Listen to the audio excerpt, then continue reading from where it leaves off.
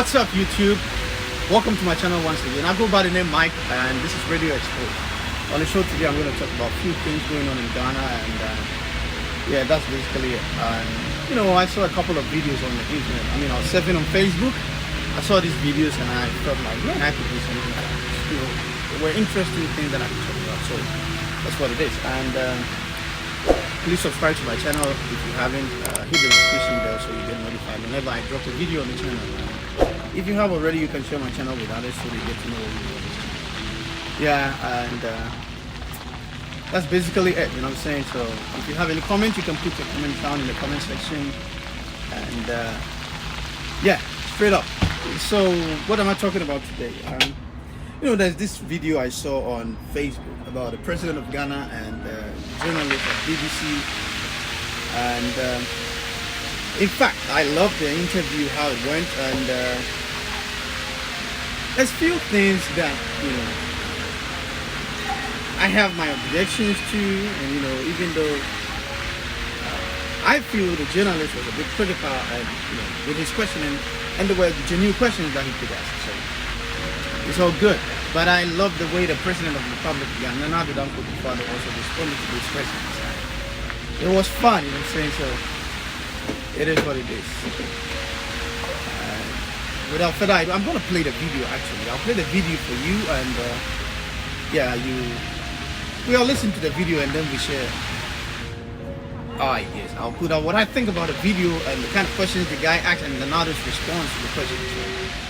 Me as a person, I have my general view about everything going on with the E-levy, the economy of Ghana, and all them stuff.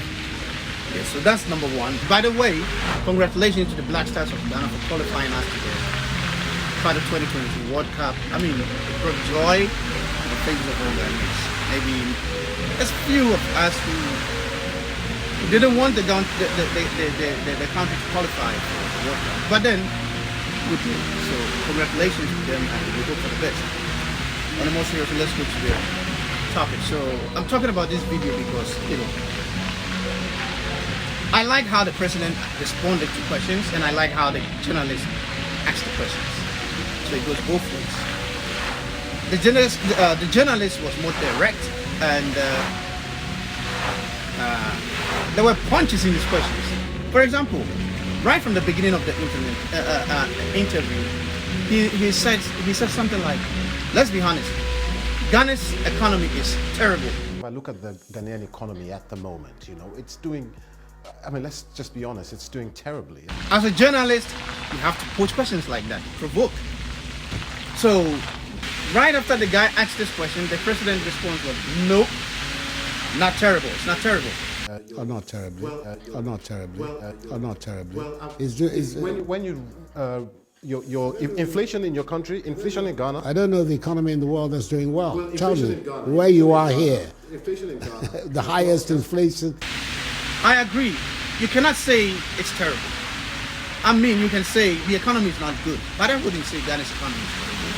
It's not. At least things are moving, things are going. It's just that prices are going up.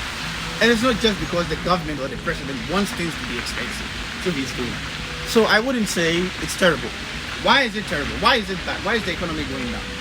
You cannot exclude Ghana from the world. Ghana is part of the universe, and we know what the world is going through right now. COVID-19, Russia-Ukraine war. It's so devastating. It's causing a lot of havoc on all countries. It's not just about Ghana. COVID-19 started in 2020 in Ghana, and we all know what it has done to Ghana now. You can't exclude Ghana from all these things. Ghana is part of the world, so you cannot say, "Oh, Ghana is so special that it's not suffering from COVID-19. No, it is. Before 2020, 2017, 2018, 2019, what was Ghana economy like? The economy has grown to 7%. It means something good was happening. This government took over, it wasn't like that. But they were growing it to 7%. Until 2020 when the COVID-19 started in Ghana, and then things started to change, crumble down. Remember, the president said something. We cannot save human lives, but we can do everything to bring back the economy. It means he was telling you, after everything, the economy is going to come down, but we are going to rebuild. That was a prompt the president was giving then. Why didn't we think about that time? It was a prompt. He was telling us the economy is going to go down because I am not going to let people die.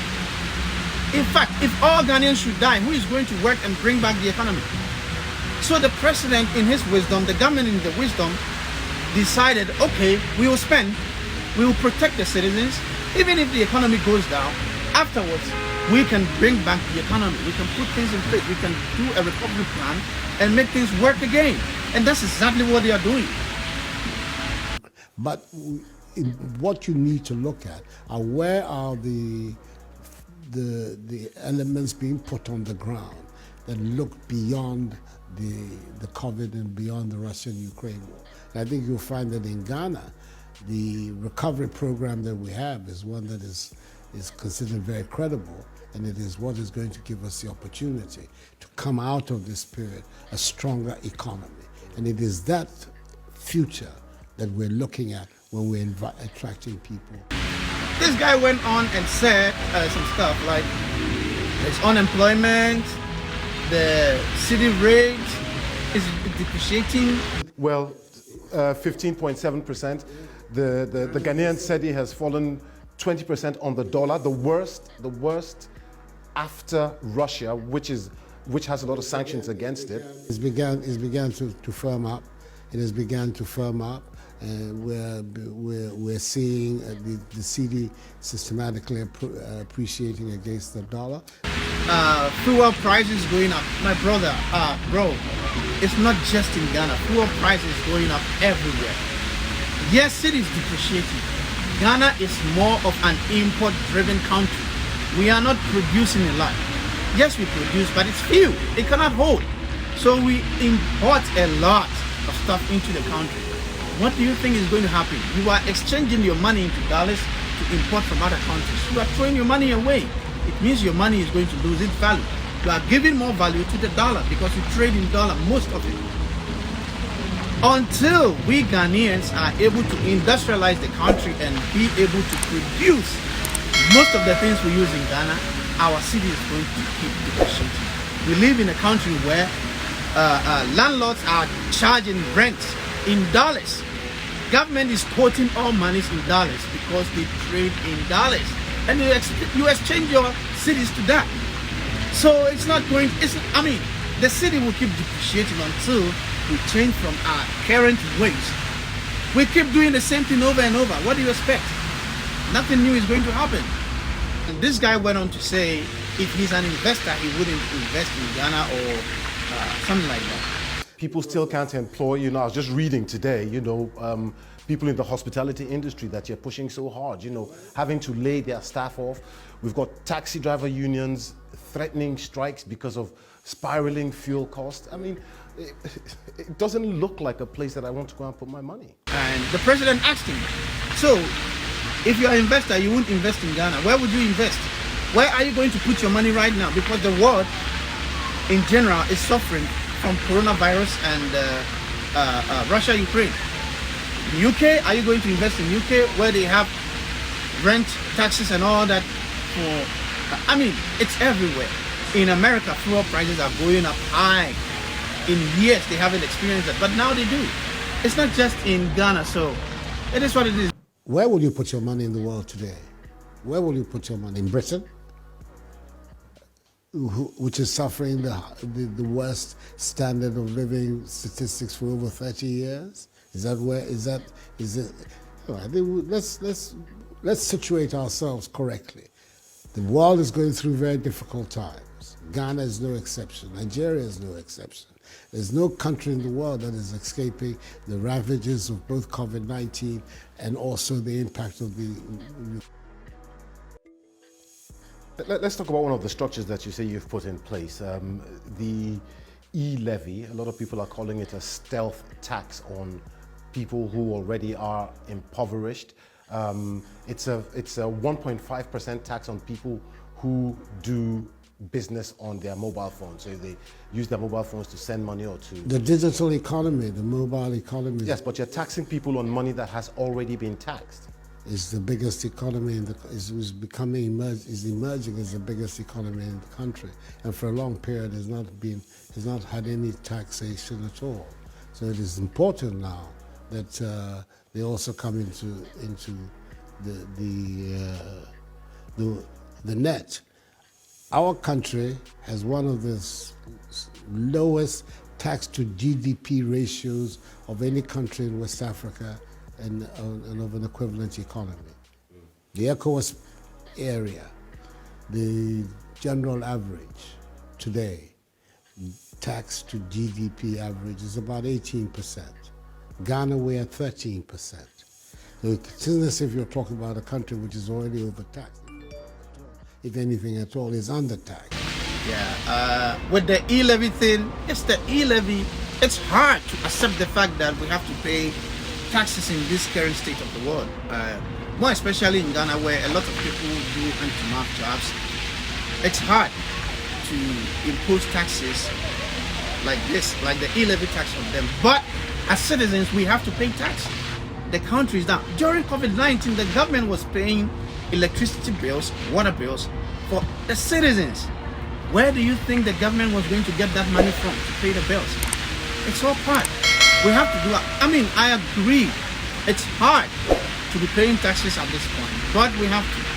What we as citizens, we need to do is we have to question and put the government in check. Make sure the monies they are taking from this E-levy thing are being put to good use. Whatever they say they are going to use the money for, we have to strengthen them and make sure we have to be vigilant with them. We don't have to give them any privilege.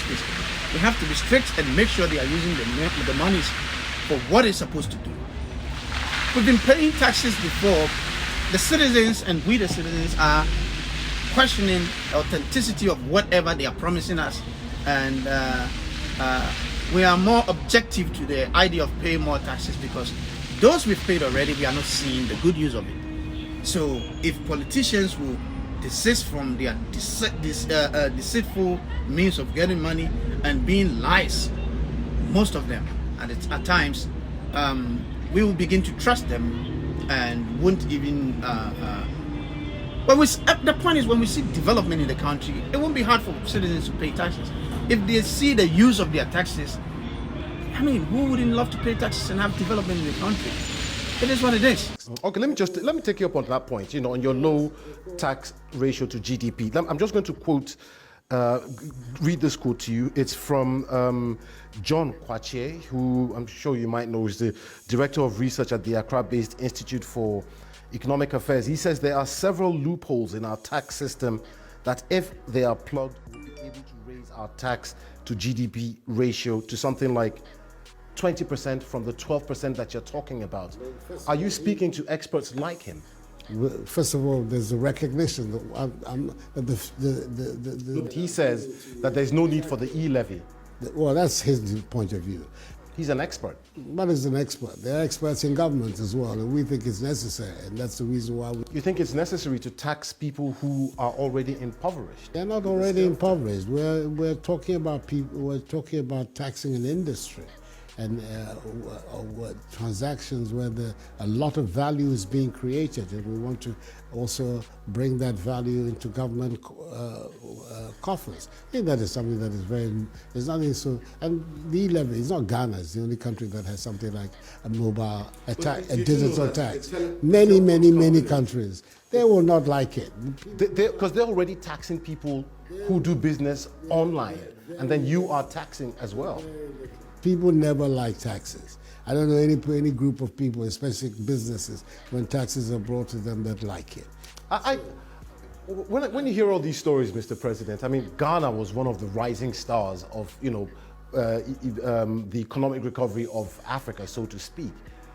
But when you hear about all these issues with the economy now, what exactly went wrong?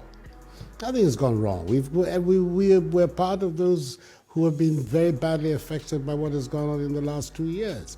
Until 2020, since I came into office, 2017, 2018, 2019, the beginning of 2020, we were growing our economy at about 7%, the GDP growth rate. One of the fastest growing economies in the world was the Ghanaian economy. Even in the crunch year of 2020, when the economies of the world dived, Ghana, we still managed a positive rate of growth. because the fundamentals of our economy are strong. But it has been a difficult task for all the economies of the world. I think it is important that when you're making the kind of provocative statements that you're making, that you situate yourself. You speak as if you're living in the same time as you and I, where the world economy as a whole has gone through very difficult times. And there are several things that we're doing, which is in the line of being able to pick up our economy again. I have no doubt that next year, if you were to come and speak to me like you're doing today, we will have a different set of facts for us to look at. So this is the interview that the guy had with the president, and I love this interview so much. So for me personally, I'm objective. I support the idea of E-levy because there are a lot of people in the country who do not pay tax, but they are making money. In a few years to come, online businesses will be more than traditional stores that we see outside, because the world is developing into a technology. It has already developed into a technological world now. So if we stick to the traditional way of doing things, we will still stay where we are now. We have to move forward. I have people working on my site. They are making money and they don't pay tax. They don't pay any corporate tax. So with this E-levy thing, I believe these guys will be transacting money on the phone and they'll be paying tax. So collectively, every citizen will contribute a bit to the nation, to the development of the country and nation building. I think it's a good thing. It's just that the timing, to me, it's kind of harsh at this point, because a lot of people are in hardship now. So taxing them right now is a bit tough, but it's needed to build the country, because we cannot watch the country, go down like that. So that's it. And in fact, this thing, I mean, it is what it is. Guys, subscribe to my channel, hit the notification bell so you get to know whatever we do on this channel. I go by the name Mike, and this has been it for today. Peace. I'm out.